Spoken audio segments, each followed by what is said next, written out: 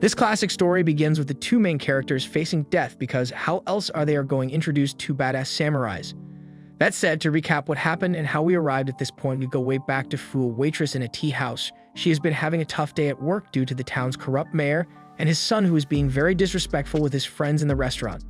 Luckily, the man with the exotic fighting style, Mugen, arrives, and although he is dripped, he doesn't have money to buy food, so he tries to cut a deal with Fu, telling her that he will take care of those douchebags if she feeds him. Fu didn't want to accept initially, but when she slipped and dropped the teacup on a guy's head, she found herself in a not-so-friendly situation. Hence, she accepts the offer and Mugen runs wild, kicking ass and slashing bodies. Meanwhile, on the outside, Jin finds himself in a samurai standoff against three guys who look tough, but were no match for his elegant sword style. Back inside, the douche blondie tells Mugen his father has 3 strong bodyguard samurai and that he will regret what he did to him. Unimpressed, Mugen tells the lackeys to get those samurai while he breaks the guy's fingers. Shortly after, Jin arrives at the restaurant and Mugen mistakes him for one of the bodyguards, so he attacks him. And oh boy, what a fight that was. The animation was smooth and the soundtrack was cool. Sadly, it was cut short by an idiot who lit the place on fire, which resulted in the pair capture. After being tortured and beaten, the couple talks a bit about their fight. "You are the worst samurai I ever fought. Your stands are all wrong, leaving you wide open in your technique. Oh lord, it is more sloppy than Adriana Chechik going all in. Yet you are the first person I couldn't kill," Jin said. Feeling honored, the king of swag shares his name with him, and then the wholesome moment gets cut by Fu, who is trying to free them but fail. So here we are on the day of execution. The boys hold their heads high as they know this is not the end, managing to free themselves from their bind, and with the help of the booba they flee the building. Later on, the pair attempts to restart their battle, but Fu stops them and tosses a coin, saying if it lands on heads then the pair can continue their battle, but if it lands on tails they postpone their battle to help her find a samurai who smells of sunflowers. She wins the toss, so Jin and Mugen postpone their duel as the group gets chased from town. Now in the second town, the trio faces the reality that they have no money, no food, and no shelter. The three overhear rumors of an ogre on the loose, and like usual, Mugen offers to kill the local innkeeper for a free stay in the inn. Later, they come across a pretty good-looking lady who is stumbling in the woods. Our boy helps her, and so in return, she takes him back home. Later, it is revealed to be a trap set up by the first douchebag of the story. The woman poisoned our boy and told him that the medicine bottle is with the guy and that he should go and see him. The douchebag, along with his partner, the ogre, a man who has seen lifetime abuse for his size and appearance, has already killed the innkeeper, kidnaps Fu as a lure, and sets an assassin against Jin. However, Fu proves to be too cute and kind as she befriends the ogre, yet he is baited into fighting Mugen. When the douche goes to strike Fu, the big-sized baby kills the spoiled brat before he is killed in turn by Mugen. The assassin, having fought Jin to a standstill, concedes the fight and leaves as his client is dead. While on the road to the next town, Mugen and Jin trick Fu and abandon her, which is highly untestable as she won't shut the F up. Mugen goes to a restaurant and steals food from a gang, enraging them into a fight. However, their leader, Nagatomi, is impressed with Mugen's ability and hires him as a bodyguard over his bodyguard. Jin later eats at the same restaurant but cannot pay for his food and must work as a sword for hire by Sasuke. Not the edgy kid from Naruto, but the heir to the rival Yakuza gang Mugen is working for. Sasuke struggles to fight against the rival Yakuza Nagatomi because his sister-like friend Asuzu was forced into prostitution to pay off her father's debt, the same brothel that Fu was forced to work at when captured. That karma is a thing, and it brought the trio back together as Mugen re-encounters Jin when he was guarding Sasuke to break into Nagatomi territory in an attempt to save Asuzu. Fu interrupts their fight, then Jin and Sasuke escape using flash bombs. Mugen urges Nagatomi to take Kawara territory by force, but Nagatomi refuses to and explains that obtaining their territory through legal means is more effective. Furthermore, Nagatomi discusses his plans of ruling the land through control, something which Mugen disagrees with, so he leaves the gang. When Jin deters Sasuke from saving Asuzu, Sasuke accidentally kills a man belonging to the Nagatomi gang and is captured. Nagatomi confronts the boy's father, the leader of the rival gang, and the two agree to gamble the kid's life or Kawara's territory. On the night of the gamble, Fu escapes from the brothel but is mistaken as a dice roller.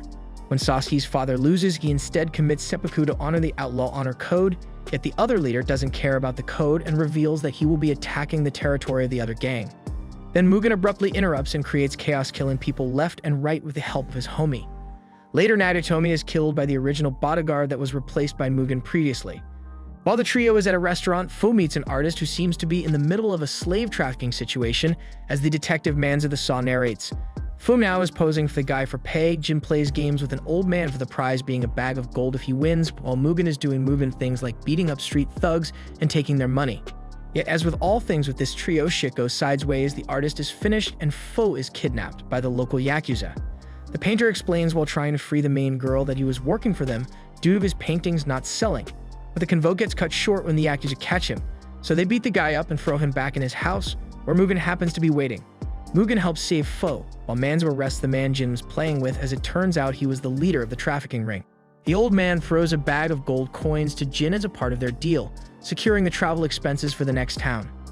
Now short of funds, the three enter an eating contest, with Jin and Mugen giving up their swords as payment, but they all lose to Joji, a European who happens to enjoy the company of men more than women, if you know what I mean. In exchange for a tour of the city, Joji agrees to return the swords, and the tour goes as you expect from your typical weed. He was fanning over everything and letting everyone know with his broken Japanese. While on tour, the group defends Joji from samurai enforcers seeking him as a foreigner. At one point when cornered, Joji, whose real name is Isaac, was revealed via a letter from the shogun to be a key figure in the Dutch East India Company. Thus the samurai leave him alone. Fu later asks Joji in private about the samurai who smells of sunflowers, showing him a skull with a loop. A fearful Joji warns her about showing it to anyone, directing her to Nagasaki. As usual, when visiting a new town, the boys head first to where food is, and while Fu, Jin, and Mugen are going to get some soup, Fu's purse is stolen by the thief Shinsuke, who also steals an important item from a local gang. Shinsuke tries to make a deal using Fu's money in exchange for some medicine for his mother's condition. Fu overhears, deciding to observe his house. She is caught by Shinsuke's mother, who explains the situation. Shinsuke's father abandoned the family many years ago, leaving her son to care for her alone. Later that night, Shinsuke visits the doctor that helps him treat his mother, but the type of medicine that can fully cure her is far more expensive. The next morning, Fu confronts Shinsuke, but they get attacked by the gang and forced to hide. While hiding, Fu and Shinsuke bond, Fu revealing her past with a missing father and sick mother. Meanwhile, the boys arrive at the scene and find out the guy who took the money has taken Fu hostage, so Mugen charges in and takes on the gang from earlier to rescue Fu, giving Shinsuke an opening to escape, but is killed by police during a fight, ending this event on a low yet realistic point. However, the singing swordsman Nagamitsu and two accompanying thugs are here to lift the atmosphere, as we find out they are on the hunt for Jin, challenging any glasses-wearing samurai they find. While at a restaurant, Mugen and Jin are infatuated with a well-rounded, busty woman. The thick mommy slips something in Mugen and Jin's drinks, knocking them both out. Meanwhile, a jealous Fu goes out to meet Nagamitsu and learns that Nagamitsu is trying to challenge a samurai wearing glasses. Realizing it might be Jin, she tries to warn them but finds both Mugen and Jin unconscious. The trio manages to earn money by doing some kick-ass tricks, earning them enough money equivalent to the amount that was stolen by the dummy thick lady. So the group heads to an antique shop to buy Jin eyeglass. There the group runs into Nagamitsu. One of Nagamitsu's followers challenges Jin to a duel, and of course he has the upper hand in the fight.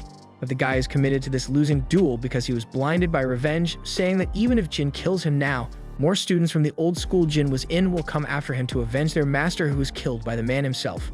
That said, Jin ends up sparing the guy's life, yet the ungrateful Frick still vows revenge on Jin. Suddenly, a dog interrupts the conflict, as does the good-looking lady who seems fed up with Nagamitsu's shenanigans and drags him away. Several days after him, we now follow the group, who are approached by a guy selling travel passes, so they purchase them to cross the border of the next town, but they get detained and sentenced to death when the passes are shown to be fake. The border captain offers Mugen a chance to save his friends. Hit a criminal's head through a bandit-filled forest and return by nightfall, he tells him, with no other way and with the mission being easy enough for him, or so as he thought. Mugen gets chased by some bandits. He evades the warrior monks wearing Tengu masks but falls into a trap. One border patrol guy that was also following our boy finds out that he was imprisoned by the bandits, so after licking his snot away, the four-eyed weirdo attempts to free him but fails. However, he manages to escape the robs in the cell to then start a fire, giving them an opening to run towards the fields. During the chaos, Mugen fights the bandits who outnumber him. Luckily, the fire spreads into their field and releases hallucinogenic gases from burning all the grass. The fumes reach the border post, saving Fu and Jin from execution. As the guards become docile and the three reunite, Fu and Jin come across Mugen partying with the warrior priests. And with the holy folk, we continue our journey as the three are offered food by a priest if they clean his dojo. When Fu is doing errands, she hears about a string of mysterious killings, where the victims are all skilled samurai with a large bounty offered for his capture. Mugen is the only one interested, and while going to a bar to drink, a man talks to him about the mystery killer. Mugen realizes the man is the killer and attacks. During the battle, Mugen is briefly overwhelmed by the man's non-contact attacks before the police arrive, with him promising to fight Mugen on the next full moon. Later, we see Jin being suspicious of the priest to the point of holding him at sword point, saying he's too fast to be an ordinary old priest. The priest reveals that he is the killer's teacher. The guy learned the secret techniques surrounding Qi after being shipwrecked in China, and his violent ways cause the two split. Hearing this, Mugen trains hardcore in preparation for his fight and before he heads out to battle. Fu reminds him about his promise while Jin says, "Remember, I am the one who is supposed to slay you." After this kind of wholesome moment with the pair, Mugen fights against the fucked up hairline guy, and he is impressed with Mugen's skill. And when it finally looked like he had our boy on the robs, he blasted his Kamehameha wind cutter just to then be surprised that Mugen learned to do it too. Yet gets disarmed in the process, seemingly falling unconscious. When the man with the budget Vegeta haircut goes to deliver the final blow, Mugen pulls out a knife, killing him and ending his journey with the priest praying for his soul. Fast forward, and now the three are stuck in a town on a rainy night, trying to find work. Mugen trains a beetle for a bug tournament, eventually winning. Jin ends up meeting and bonding with a woman called Shino, who is very waifu material by the way. Sadly, she was contemplating drowning herself rather than selling herself into prostitution to pay her husband's debts. While she does become a prostitute the following day, Jin pays to be with her, and when he finds out her husband is beating her, Jin helps her escape. Shino buys her freedom from her husband, then Jin fights off the brothel guards while she escapes by boat. After that, the trio crashes in an inn to rest. Mugen steals Fu's diary that she has been keeping since they first started on their journey. What is funny is that when he opened it, he got shocked. Reason: he learned he can't read, so Jin takes it and reads it. The episode is a humorous recap on what has happened so far as seen through Fu's viewpoint. Yes, sir, you heard that right, it's a recap within a recap. And just like how you all gonna comment your thought and criticize the video, the boys did the same thing while going through the diary. They found out that their initial journey to Edo was in pursuit of a rumor that the Sunflower Samurai was seen there. In the end, they find a note written by Fu saying that she knew they would try and snoop into her diary, which enraged Mugen. Later, Fu, Mugen, and Jin go to the beach for the first time, and the trio meets Mugen's childhood acquaintances Koza and Mukuro. After losing a bet to Mukuro, Mugen is forced to join his old bud on a job. The job is to steal gold from a government ship, and Mukuro secretly reveals to Koza that he plans to kill Mugen to tie off loose ends. While Mugen is fighting the government officials, Mukuro blows up the ship Mugen was in. In turn, Koza asks Jin to kill Mukuro to avenge Mugen, so the man says okay, and they head to it, leaving Fu, who finds Mugen's body near the shore. Meanwhile, Mukuro and his associate are discussing matters in a hidden area that they plan to use until it is safe to escape, and Mukuro comments on his efforts to hook up the lackey with his sister. Fast forward to Koza arriving at the safe house where Mukuro is. Mukuro tells his sister that the lackey is waiting for her. Suddenly, Jin appears and calls the douche out and kills him in revenge for Mugen, since he believes himself the only one worthy to kill the Swag King, which we all know is another way for him to admit that he likes the guy. That said, Jin realizes he has been tricked, and while trying to find the little rascal, he sees a weakened Mugen. Mugen confronts the lovebirds and effortlessly kills the lover boy. Realizing that Koza is deeply lonely, Mugen just ignores her, walking past the little bee and leaving her to her life without anyone who cares about her, as well as without the information about the gold the gang stole. However, not all things feel bad as the anime gods smile down on the gang. While fishing, the three discover a large bag of money, which they use to get a good meal in the next town, so good food transformed into what Mugen calls a human pig. And the spending didn't end there, as the boys ditched Fu to go to the town's red light district, where they crash into a hotel known for its good women. Funny enough, all the options were below mid except for one girl that Mugen scored by winning a game of rock, paper, scissors. Unfortunately, we find out the money is forged and not intended for the public. The local gang leader behind the forging believes a shogunate spy Yatsuha with our boy is responsible. We also learn that they have caught and tortured her partner. After hearing all this from the next room, Yatsuha uses Mugen for her ends, promising to sleep with him if he helps destroy Jinse's gang. And with the power of Horny by his side, Mugen became a one-man army, finishing everyone in sight and fulfilling his end of the deal. But sadly for our boy, when he finally goes for the prize, the ninja girl knocked him out and left him under a tree outside town. However, when she departed with her partner, she genuinely said promise to marry Mugen when their journey is completed. Fu, Mugen, and Jin continue to wander the woods. They get into a massive fight regarding their mission of finding the Sunflower Samurai. Impatient and irritated, Mugen angrily presses Fu for information about their journey, but Fu remains stubborn about revealing all the details. After things get too heated, the three split up and go their separate ways. Fu was briefly abandoned by her pet Momo and falls into a river. Mugen is misidentified as a Matsumi clan soldier and is attacked by a man Okiru. When Mugen asks who is he and who are these clan guys, hearing this Okiru leaves him. Meanwhile, Jin is attacked by his former classmate Yukamaru. Not wanting to kill him, Jin jumps off a cliff. On the other side, Okiru rescues Fu from the river. While hiding, Mugen is ambushed by the Matsumi clan who mistakes him for Okiru. Mugen manages to defeat the Matsumi clan guys and capture a member who reveals that Okiru murdered an entire village, members of the Matsumi clan, and even his wife and daughter. On the other side, Fu asks Okiru to travel with her to find the Sunflower Samurai, but Okiru declines. Meanwhile, Jin is recovering from his fight with Yukamaru and overhears the Matsumi clan talking about Mugen and Okiru. Mugen meets Okiru again, and Okiru explains that the Matsumi clan spread disease into his village before setting it on fire to prevent it from getting out. Jin hears Fu's screams and finds out Yukamaru used her as bait to draw Jin out. Jin and Yukamaru fight, with Jin killing Yukamaru. They overhear explosions as the Matsumi clan interrupts Mugen and Okiru's fight. The Matsumi shoot Okiru with flaming arrows, and Mugen attacks them for interrupting their fight. The next day, the trio continues their journey, with Fu revealing that she is seeking revenge against the Sunflower Samurai for the sake of her mother. But for now, we are back in another restaurant where Fu realizes that Mugen is illiterate.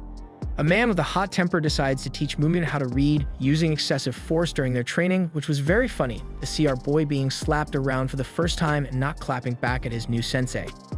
In the next village, Fu was waiting for Jin, and Mugen is in a shed when a young woman named Yuri barges in, trying to hide from two guys following her. Yuri notices the necklace Fu is wearing and confirms it to be a Christian symbol. But then the thugs break into the shed, knocking out Fu and kidnapping Yuri. While the trio tries to find Yuri, Fu is caught, and Yuri reveals that the Sunflower Samurai's name is Shizo Kasumi. Mugen and Jin go to rescue the girls, and in the process, they expose a charlatan named Xavier who pretends to be Christian, so he can get weapons by tricking the Christian Japanese folk into making them. However, with the cat out of the bag, he tries to escape and ends up accidentally killing himself. The next morning, the trio says farewell to Yuri. Fu then reveals that the Sunflower Samurai is her father before heading to the next town. Fu, Mugen, and Jin meet a blind woman named Sara, who is a traveling musician. Because of her blindness, she can sense the emotions of the group. During their travels, the trio grows close to Sara, especially Mugen. One night, Sara asks Fu if it is okay for either Jin or Mugen to accompany her to her destination, and Fu chooses Jin, thinking Jin would refuse. However, much to her horror, Jin accepts and leaves with Sara. That night, Jin is attacked by Sara on top of an old bridge. Sara overpowers Jin, but Jin cuts the bridge ropes, sending them into the river. The next day, Fu and Mugen find Sara, and Sara lies that she could not find Jin. While investigating, Mugen finds Sara's damaged instrument and cane and realizes Sara is lying. He confronts her, but Sara attacks and is stopped when Fu shields him, and she leaves, conflicted in her feelings. Jin recovers, having been saved by a fisherman, and Sara is told by her employer to stop the three or her son will die. The three reunite, then Mugen has a final fight with Sara, which she deliberately loses. Mugen asks her why she held back before she dies, and Sara reveals that she has nothing to live for now that her son was already dead. The trio tries to go to Ikatsuki, where the Sunflower Samurai resides. An American ship crewed by baseball players arrives. The Americans want to do business with the Japanese by force, using intimidation tactics on the locals. A man wearing sunglasses makes Fu, Mugen, and Jin play baseball to get the American who sounds French in the dub to leave the town peacefully. Alongside an old man who dies during the match, Manza the Saw, you remember him from earlier, also played in the game. Ironically, a dogo with a bat in his mouth did better than him. Sadly, the dogo got a ball to the guts that dropped him down, just like what happened to the ninja wearing sunglasses who was killed during the game. With Mugen being the last man standing in a 1 versus 9 situation, he managed to clutch the game, injuring the American baseball team with his powerful throws, winning the match. All in all, this was a good comic relief moment before the shitstorm the characters will face when the final obstacles are revealed. Kariya Kabitoki, the Hand of God, is a powerful samurai who gets recruited by the shogunate to kill the trio before they reach Fu's father Shizo Kasumi, the Sunflower Samurai. Meanwhile, 3 assassins are also tracking the group, killing anyone that gets in their way. Mugen, Jin, and Fu finally arrive in Nagasaki, their final stop before Ikatsuki, but Fu is feeling sad about their journey ending, so she tries to find souvenirs before leaving them with a thanking note and heading alone to confront her father. Kariya meets Mugen and Jin and states that Fu's father was one of the leaders of the rebellion and that the shogunate was tracking the trio to find Fu's father. Kariya challenges them to fight. Meanwhile, Fu is attacked by the assassins. Mugen and Karya fight, with Mugen being easily defeated. If you thought it will not be a short fight, I guess you missed the point where the guy is called the Hand of God. That said, Mugen's fight with him really ends when the lunatic assassin arrives to tell Mugen and Jin to go to the church on Ikitsui to save Fo. Jin tells Mugen to go, and Karya expresses interest in killing the samurai who killed Inshiro Maria, Jin's teacher. It is revealed that Jin killed his master after Karya persuaded Maria to turn his students into assassins and later ordered Maria to kill Jin. Karya and Jin talk about how the age of the samurai is about to end before the two fight again, ending the duel with the Hand of God seemingly cutting down Jin. Meanwhile, the lunatic assassin is attacking Mugen on the boat to Ikitsui. It was close with our boy on the Robs, however, when the battle went underwater, Mugen killed him but not without being gravely injured. Then Mugen finds the head lunatic holding Fu captive, and he reveals that he and his benched brother were government officials that were on the ship Mugen and Nukura blew up in misguided miscreants. The creep agrees to free Fo if Mugen gives up his sword, and Mugen agrees. After letting Fu go, he attacked Mugen viciously while Fu reaches her father. Finally, Fu confronts her father Kasumi, who is dying of illness. She is angry that he abandoned her mother to a life of hardship and loneliness, but she doesn't fulfill her revenge as he is already dying. Karya arrives to kill the man. He allowed Kasumi to say his last words to Fu, which was, "I always love you and your mother. Please forgive me if you can," and then the Hand of God stuck him down. He then turned on Fu, but Jin arrived to face him one more time, this time killing Karya with a secret move his teacher taught him as his final lesson. A move that gives him an opening but leaves him open. Thus, after using it, Jin too falls. Downstairs, Mugen is tortured by the creep, but he taunts him into reckless attacks and wounds him, giving him time to retrieve his sword. The two fight hard, but Mugen outsmarts him and kills the guy and his brother, who shot our boy in the back before blowing himself up in an attempt to kill Mugen with a hidden bomb. Then the trio reunited, all wounded up. Since Mugen and Jin successfully led Fu to her father, the two agree to fight each other to fulfill their promise of killing each other when the mission ended, despite Fu's protest. When they go for the strike, their blades shatter on impact, and the two agree to postpone their duel as finally they consider each other friends. While Mugen and Jin recover, Fu learns that her father abandoned Fu and her mother to prevent the shogunate from targeting them. The three decide to split, but not before Fu reveals that she lied about the outcome of the coin flip at the beginning of the journey. Mugen and Jin get annoyed, but the three part are on good terms, grateful for their shared memories.